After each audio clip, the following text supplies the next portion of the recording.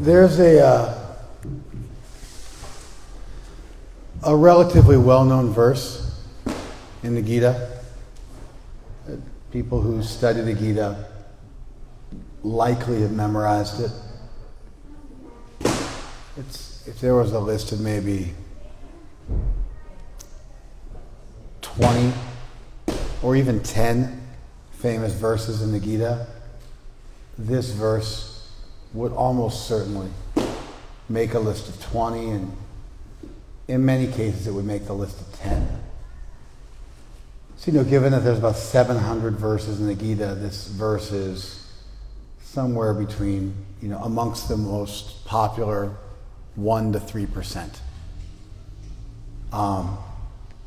Any of you who've read the Gita, even just significantly, if you haven't read the whole text or you haven't made a systematic study of it, if you've read from the Gita regularly in your lifetime, you would know this verse. The verse, and we're not going to discuss it today, we're actually going to discuss some verses surrounding it, but because the verse occurs in a selection of verses while a topic is being explored. But the verse is Tadvidhi Pranipatena. Tadvidhi Pranipatena Pariprashnena Sevaya Upadekshanti Te Jnanam Jnaninas Tattvadarshina.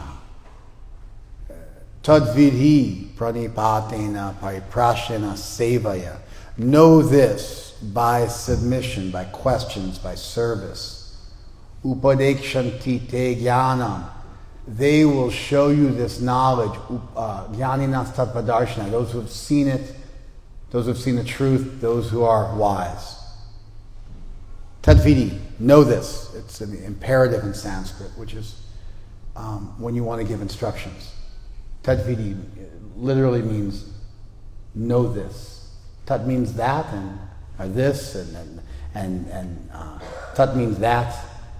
Etat means this. So Tadvidhi, know that.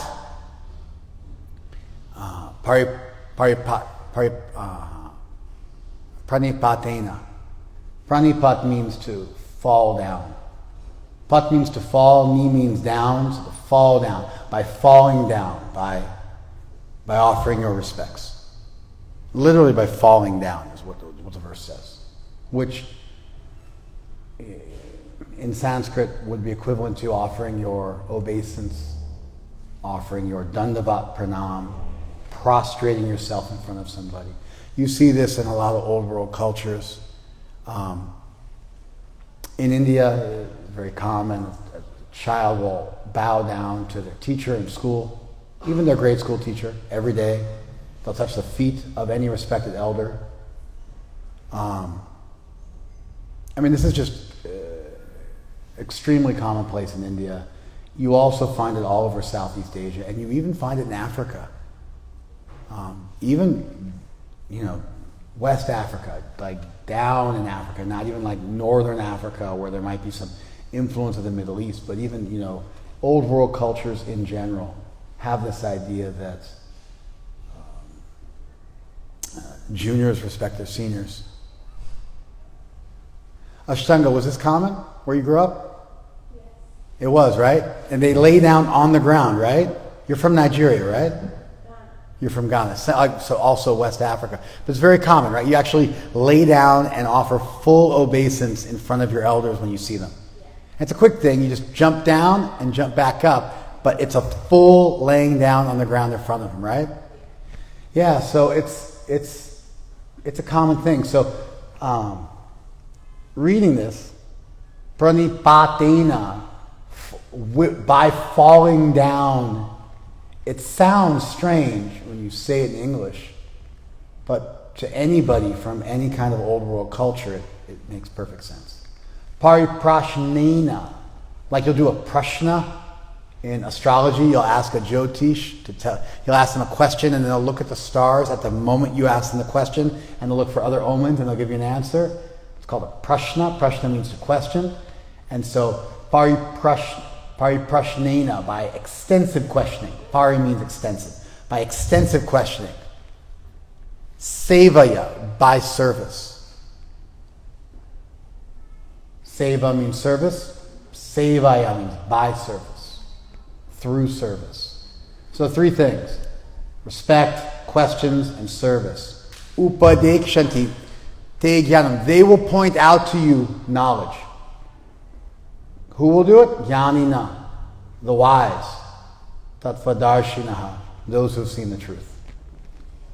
Just try to learn the truth by approaching a spiritual master. Inquire from him submissively and render service to him. The self-realized soul can impart knowledge unto you because they've seen the truth. Who's heard that verse before? Raise your hand. In Hindi, in Sanskrit, in English, raise your hand if you've heard that verse before. It's a famous verse. Of course, all the Westerners have heard the verse.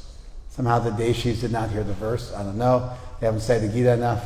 But if you study, it's common. You've read it, right? Yes. Many times, right? You also? So, sorry. Some of the Deshis knew it. Some of them didn't. I didn't want to look at this verse today. I want to look at the verses which come, and specifically one verse which comes after it, which I think is fascinating. And this verse, again, occurs in context. There's a context preceding the verse. The verses that come before it tell you something about how to understand the verse, but the verses that come after it also tell you something about how to understand the verse. So the verse immediately after it, Yat na punar moham evam yasyasi pandava. Having known this, you will not again become illusioned.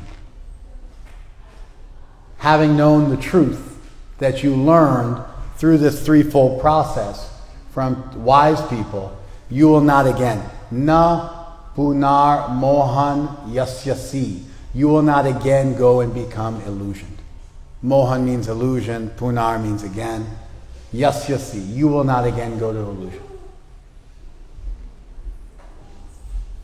Yena bhutani asheshani drakshashi atmani atomai. And you, drakshasi, you will see.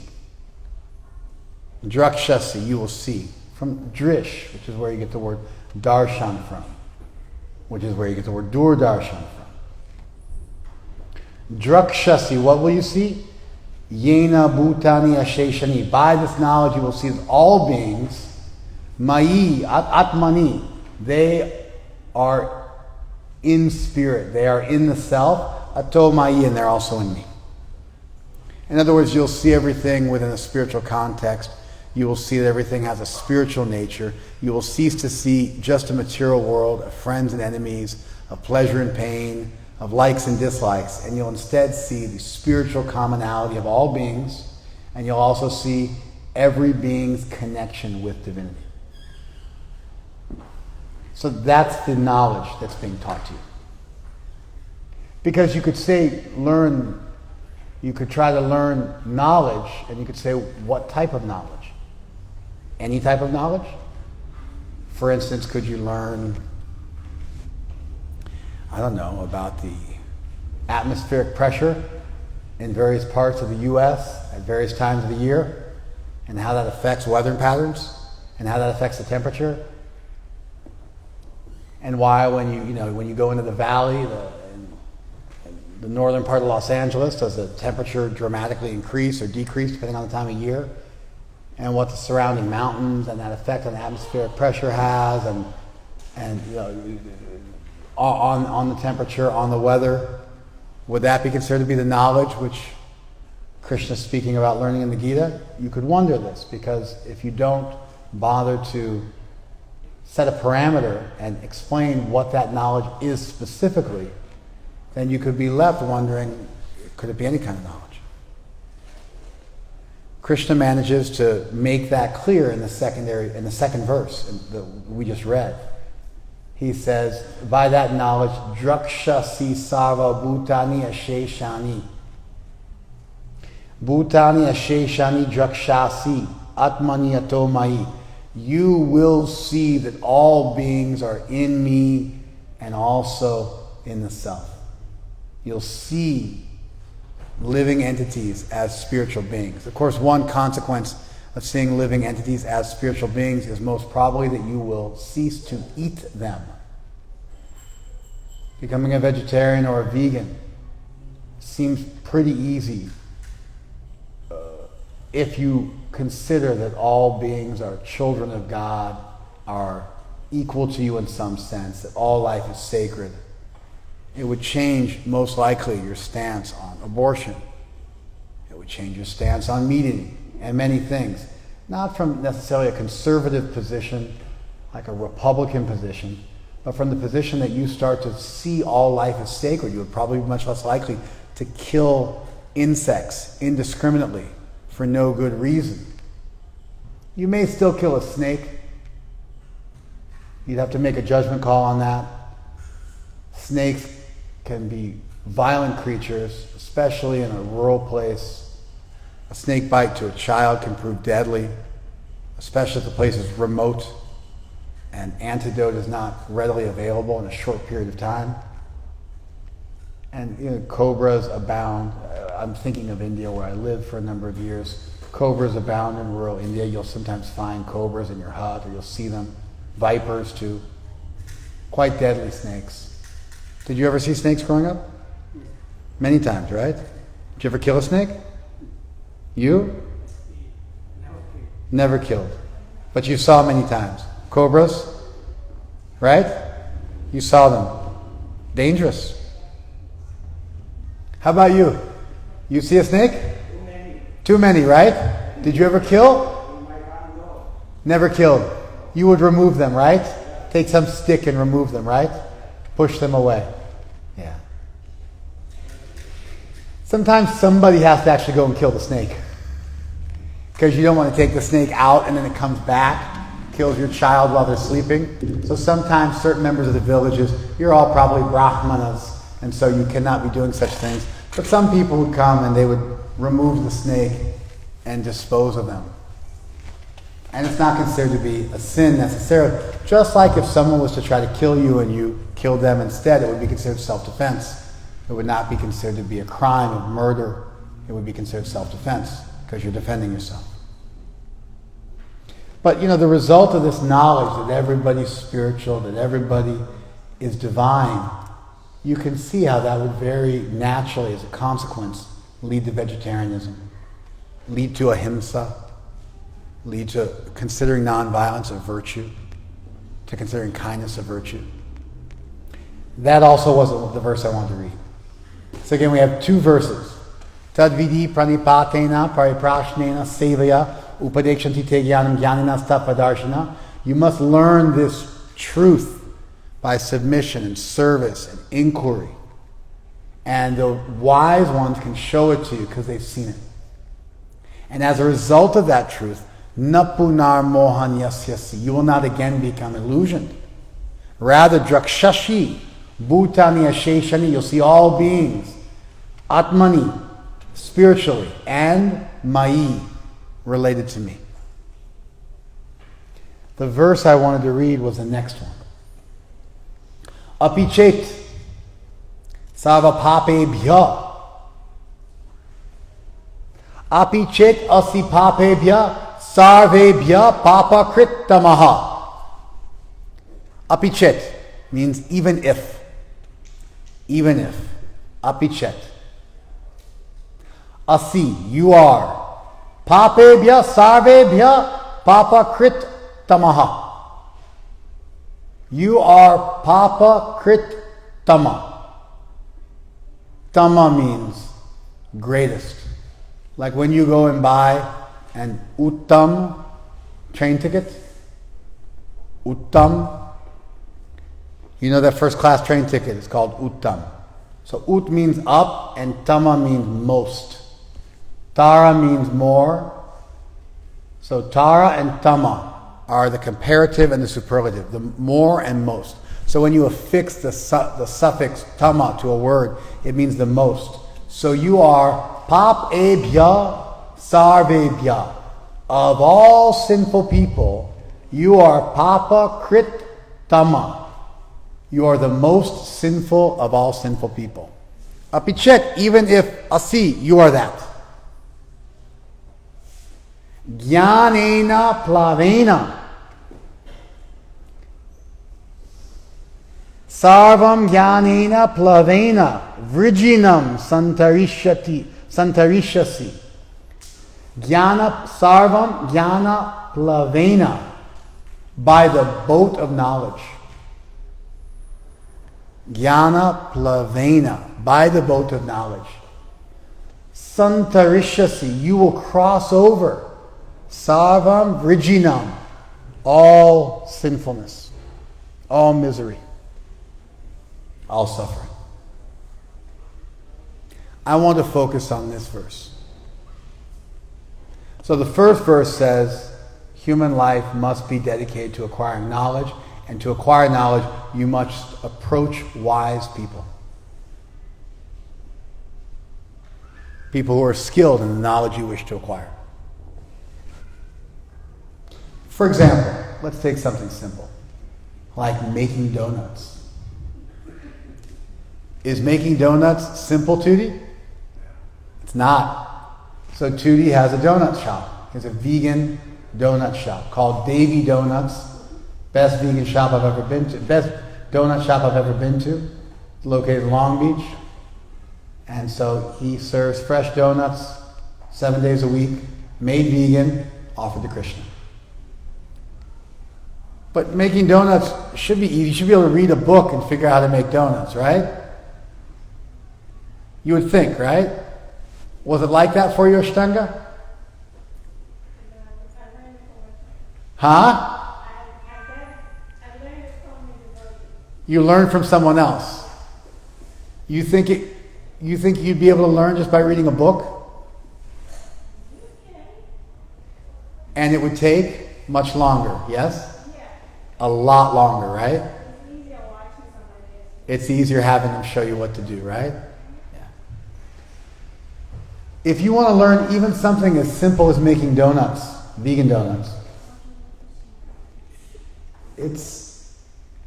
you're going to shorten your learning curve exponentially by orders of magnitude by learning from someone who knows how to do it. Trial and error is the least efficient way of acquiring knowledge. Certain types of knowledge, like how to shoot a gun in a war, if you try the trial and error method, you'll likely die before you become good at doing the thing. Jumping out of an airplane. There are certain things in life where the more the stakes are high, the more critical it is that you take instruction prior to attempting it. Cliff jumping, hang gliding, jumping out of an airplane, flying an airplane, driving a car, practicing medicine, being a lawyer. If you go the trial and error method on any of these, disaster will undoubtedly follow. Will undoubtedly ensue. They say if you have yourself as a client, if you're a lawyer and you have yourself as a client, if you represent yourself, then you have a fool as a client. Because no one should be representing themselves legally. The more important the knowledge is, the more important it is that you take direction and not just go by trial and error. So we learn that if you want to acquire knowledge, you should approach teachers. And that makes good sense, irrespective of what type of knowledge you wish to acquire. Additionally, we're told that knowledge is knowledge of the spiritual oneness of all beings, and that all beings are related to divinity. It's not just any type of knowledge that Krishna is speaking about. And the result of that specific type of knowledge is that you will never again become illusioned. Which is a fairly large claim. I'm hard-pressed to think of a more ambitious claim than to say to someone, if you learn what I'm going to teach you, you will never again fall into illusion. That's a pretty major claim.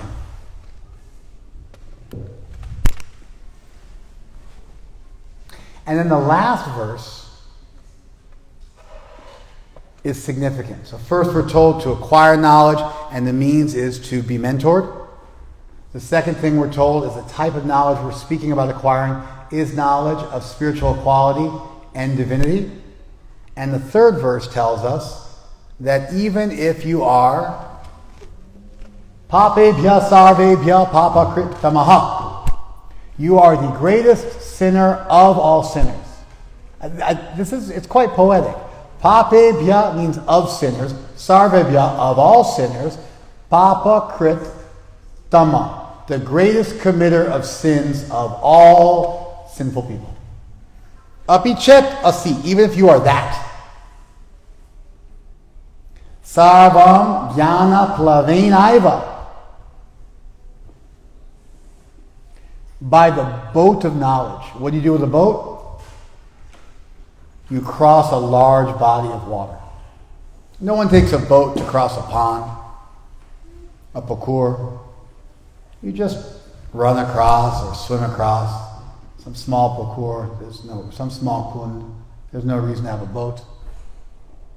But if there's a large body of water, sarvam vrijinam, an ocean of suffering, sin, then that jnana plava, that boat of knowledge, santarishasi, you will cross that ocean on that boat of knowledge. It's quite poetic. Krishna speaks quite poetically here. It's a powerful metaphor. On the boat of this knowledge, you'll cross over the ocean of sinfulness, even if you yourself are the most sinful of all people. It's a verse which communicates great hope.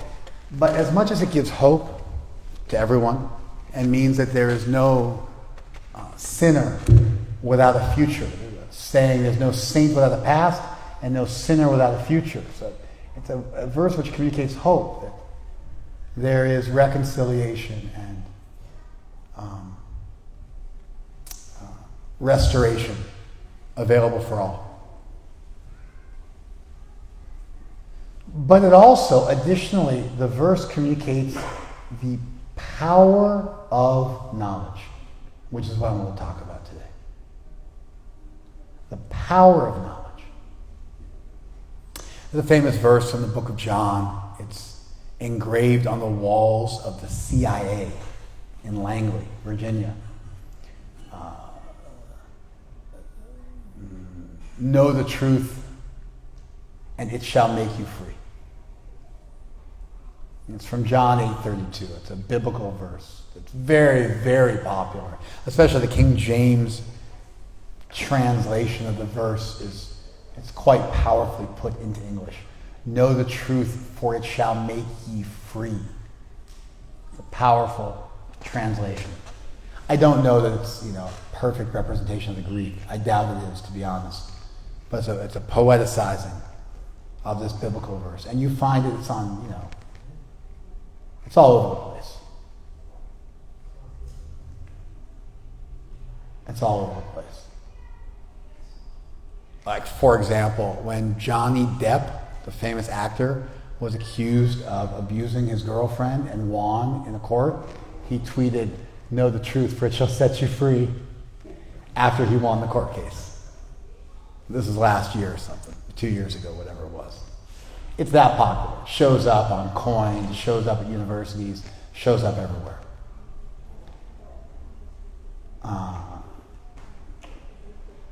Hitopadesh says, Vidya dadati vinayam, that knowledge gives humility. Vidya dadati vinayam, knowledge gives humility. Knowledge gives culture. And so in the West, in English, in the East, in Sanskrit, and probably everywhere in between, these ideas were there that knowledge was power. In fact, we say this in English, knowledge is power. It's commonly understood that if you have phobias, you're afraid of water, you're afraid of going outside, whatever it is, you're hydrophobic or agoraphobic, you're afraid of something, then as part of desensitizing, you study the thing and expose yourself to it, and by that knowledge that comes from interacting with that thing in a therapeutic environment that you're afraid of, you then become more comfortable and desensitized, and it becomes less problematic, and you're able to overcome some of these phobias. If you are scared of a test and you study assiduously for your test, and you know the subject matter backwards and forwards, generally speaking, you can walk into the test without fear. You're not as paralyzed because you've taken the time to acquire voluminous knowledge, comprehensive knowledge of the subject, which was otherwise scaring you, and then the subject is no longer scary for you, it becomes your friend. We do this. All of us have done this in life, where we're scared or we're intimidated by something, and so we take time to prep ourselves for the thing that we're afraid of. And we do it meticulously. And as a result of that meticulous acquiring of comprehensive knowledge about a subject that scared us otherwise, we then become confident. Because knowledge is power, knowledge is confidence, knowledge removes fear. The idea that knowledge gives humility is even more aggressive and ambitious.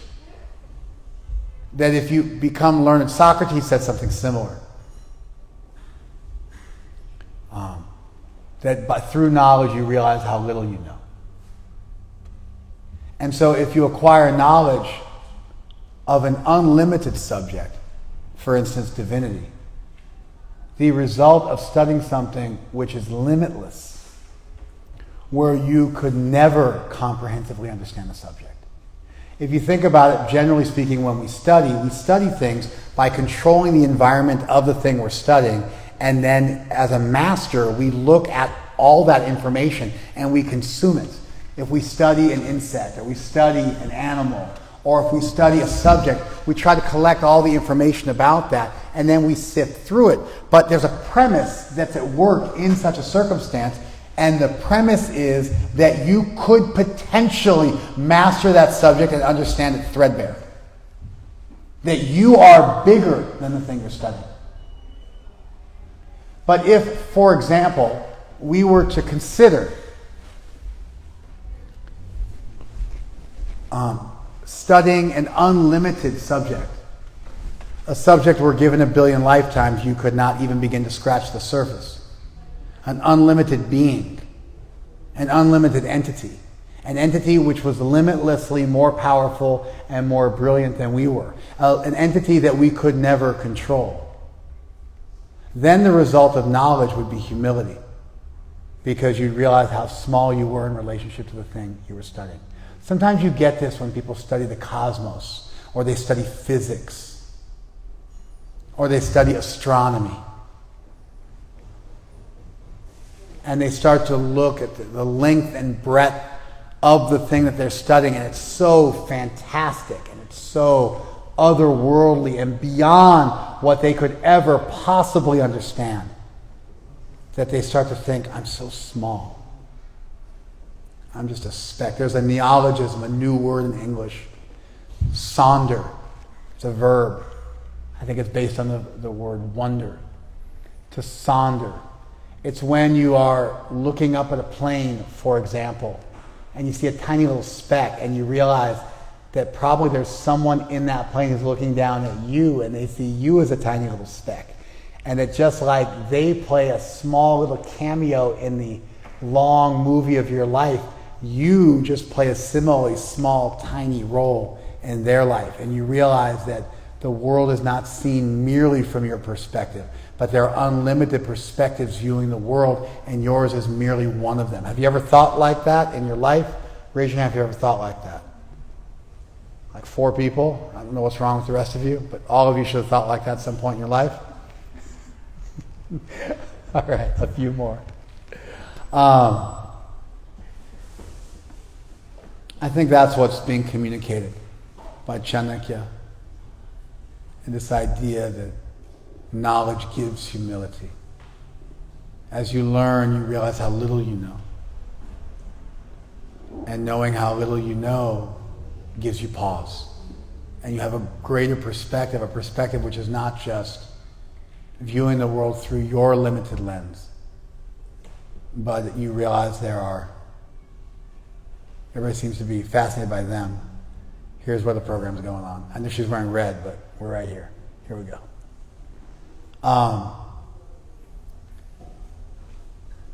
Rather than thinking of the world through your own small microscopic lens, you learn to view the world and see the world through a larger lens. And at least you understand that there are other lenses, limitless lenses, that people are viewing the world through. And there's much more information than you could possibly consume just by yourself. I think that's why Chanakya says that knowledge gives humility. So knowledge overcomes fear. Knowledge gives confidence.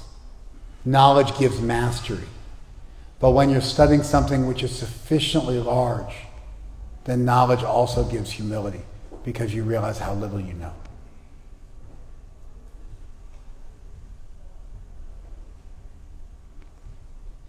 And Krishna's making the point here that's even more ambitious. He's saying by the boat of that knowledge you can cross over all suffering, even if you're the worst of all sinful people. Essentially, it means that knowledge is the most therapeutic thing in the world, and it has an unlimited therapeutic value of healing and of restoring. That there is no one who is so fallen, broken, that knowledge can't restore them.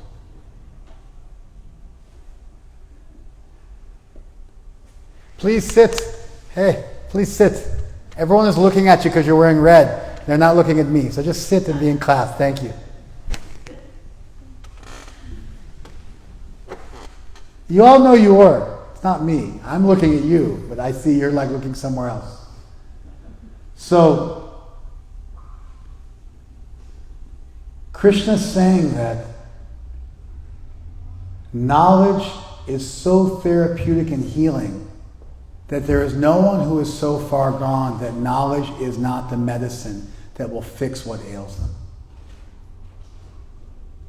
This is a very ambitious, very powerful statement. That through the cultivation of spiritual knowledge, and the spiritual knowledge Krishna is speaking of, he mentioned previously, it means Bhutani Asheshani Mai Ato Atmani. Atmani Ato Mai. You, Drakshasi, you will see all beings in a spiritual context and in relationship to God. That's the knowledge. And if you do that, if you acquire that kind of knowledge, then the result is that even if you've committed more sins than anybody else, the result is that you will cross over the ocean of that sinfulness and you will go to the other side. And you will attain liberation. You will attain restoral. And you'll attain peace through that knowledge. And that's very similar to what the CIA quote from the Bible says. Know the truth, for it shall set you free. Now for Johnny Depp, that was the truth about his innocence. For the CIA, that was a justification for their spying on other countries. And it would make America free. So they were adulterating that verse. But the biblical verse was definitely about salvation. It was about spiritual knowledge. That verse really got corrupted and adulterated, and all these people borrowed. Universities also usually use it. Know the truth, for it shall set you free. The truth, like about what? About insects? The truth about, coding? The truth about electrical engineering? Give me a break. The verse is clearly, in a biblical context, it's about knowledge of God as is this verse in the Gita. And the nature of human beings is that the nature of human beings is that they look for knowledge. We have a desire to know. Sometimes we say the soul is Sat-Chit Ananda. It's eternal. Chit means conscious, and Ananda means blissful. Chit has knowledge, is conscious. That chit feature, Chit Anandatmaka, that nature of the self, that it is conscious, makes the self naturally interested in knowledge. Human beings have massive brains compared to their bodies. We have a massive prefrontal cortex. We're capable of thinking about things deeply and profoundly, much more so than animals. We're capable of metacognition. We're capable of thinking about thinking. And as such, we are able to sail through the stars with our minds and acquire huge knowledge. And the Gita is making the point that that should be the purpose of life. Anyway, you're going to look for knowledge. Knowledge of how to play poker, knowledge of which company makes the best shirts, the softest cotton shirts, knowledge of how to cook rice and dal, spice it properly, how to get that wonderful combination of, I'm thinking of Bengali spicing of mustard seeds and ginger, right? That kind of combination, chili, that combination, that special combination. The mustard seeds pop at just the right time, and the ginger also cooks and caramelizes a bit, and the chili, the heat gets released from them. It makes a really nice masala chunks that you can then make a nice sabji with. So many types of knowledge. What's the proper prescription for a pair of glasses, for a pair of bifocals? And all of this helps you to better see the world, to more clearly see the world. The Gita here is making the point that we should make spirituality, spiritual knowledge, acquiring spiritual knowledge, really our great project, our great college experience in this lifetime. When you went to college and you studied engineering, what did you study in college? Engineering? What did you study? Wait. What did you study? Oh, yes. I studied in Dallas, City, Dallas. What did you study? When? What? Oh, computer science. Yeah, engineering, computer science. All right, we got it. I'm just assuming. There's a couple of doctors and then the rest are engineers. It's like a racial profiling thing, but it's pretty good. What did you study in college? Okay, engineering. What did you study initially in college? Mechanical. And what did you study afterwards? Optical engineering. And so, what you studied in college is great.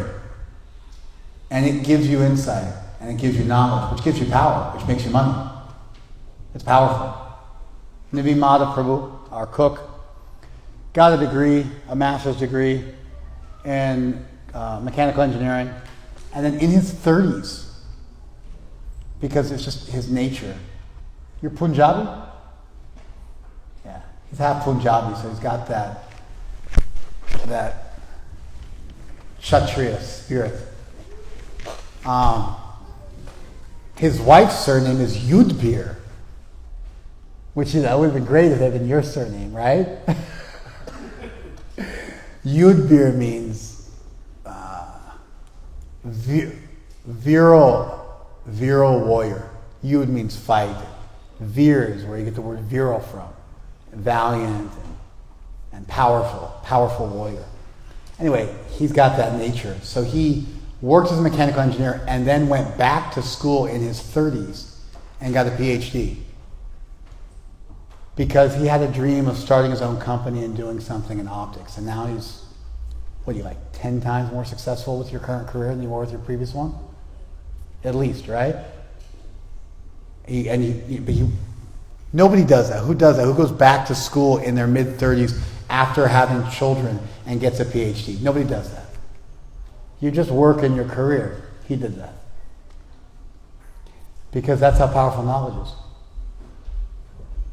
You went back to school and studied something, and it just opened so many more doors for you than would have been opened otherwise. So we're forever acquiring knowledge. It happens automatically. The nature of the self is to look for knowledge. Move so I can see your face, Ashtanga. I'm having a hard time seeing. Move over a little bit. Closer to your husband or further away. It's up to you. All right, that's good. That's telling.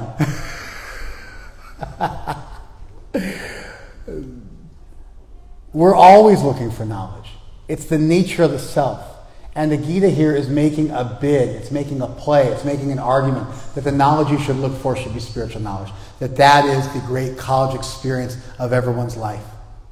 That irrespective of what you study and what you do and what your expertise is in the material world, that everybody needs to go and study at the college of acquiring spiritual knowledge. And if you do that, you will know ultimate freedom. Not freedom, financial freedom.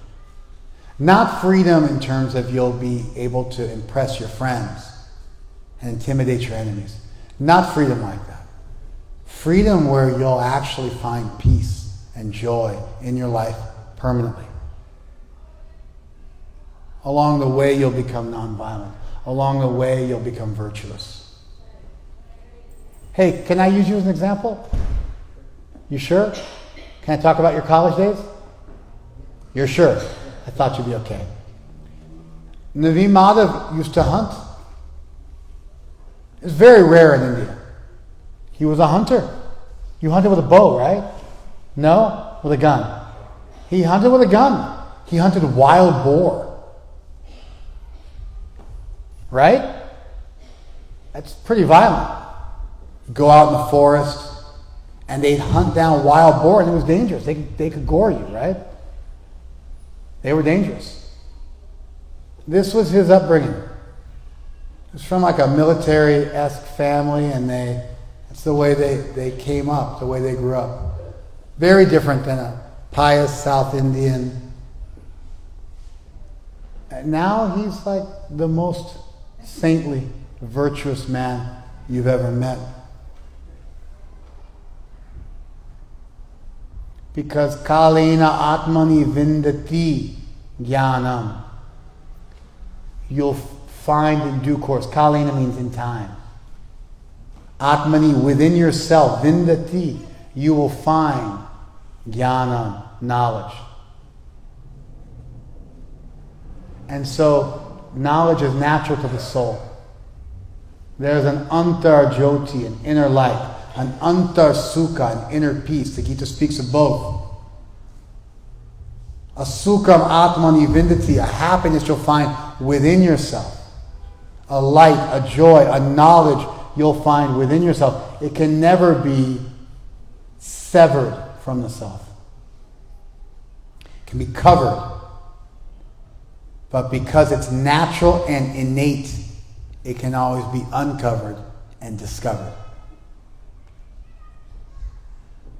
And so the great journey, the great hero's journey, the great task of everyone's life, according to the Gita, and I've argued according to common sense, is to study spiritual wisdom, to study the nature of the self, to find mentors, to find a tradition, to exponentially increase your ability to do so. And that through that study, the Gita makes this really amazing promise that apichet savapape papa kritta maha, even if you're the greatest committer of sins of all sinful people in the world, sarvam jnana plavenaiva vrijinam santarishasi, that you will cross over the ocean of suffering on the boat of that knowledge. That's how powerful spiritual knowledge is. Know the truth, for it shall set you free. There's no sinful person without a future. Knowledge gives humility. And when you study something which is so great, it's beyond yourself, naturally, as a result of studying that thing, you become humble, you become thoughtful, you grow, and you become sculpted in the image of that thing that you're studying. And so as you study Krishna, as you study spiritual wisdom, you become wise. Not that you master that knowledge masters you, and it sculpts you, and it transforms you, and you go through catharsis and metamorphosis. And you become recreated. And you go from becoming a caterpillar to a butterfly. And you become transformed. Normally you consume knowledge and own it. But in this case, because you're studying something which is greater than you, as you study it, it consumes and sculpts you and brings you back to your original nature, which is a nature that is chit anandatmaka, that's filled with knowledge and filled with bliss.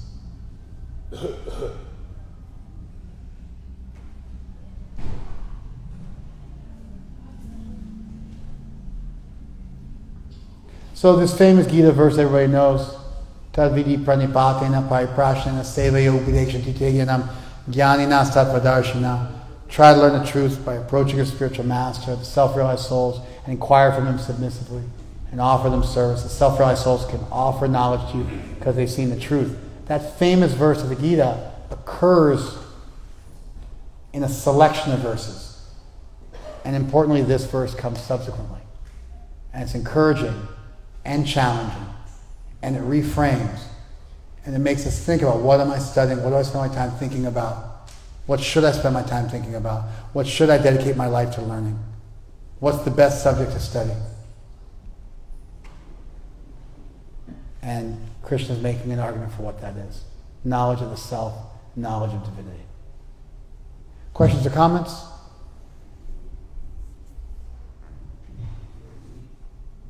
Thank you. Let's do some kirtan. Hare Krishna.